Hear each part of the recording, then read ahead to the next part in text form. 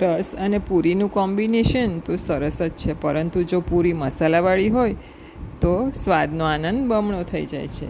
તો આજે બનાવીશું આપણે મસાલા પૂરી. એના માટે આપણે લઈશું 3 કપ ઘઉંનો લોટ. એમાં નાખીશું મીઠું, અજમો, હળદર, લાલ મરચું પાવડર અને જીરું પાવડર.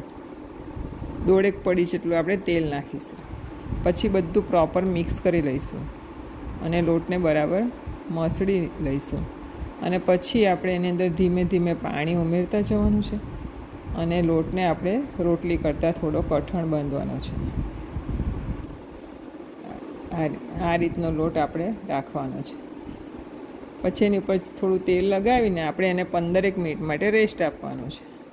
પછી એમાંથી નાના નાના ગુલ્લા બનાવીને આપણે પૂરી વણી લઈશું. પૂરી વણવા માટે તમને તેલ કે લોટ કશાની જરૂર પડશે નહીં. આ રીતની પૂરી વણવાની છે. પૂરી વણાઈ જાય એટલે કઢાઈમાં તેલ મૂકી તેલને બરાબર થવા દેવાનું છે. તો જ પૂરી બરાબર ફૂલશે દડા જેવી.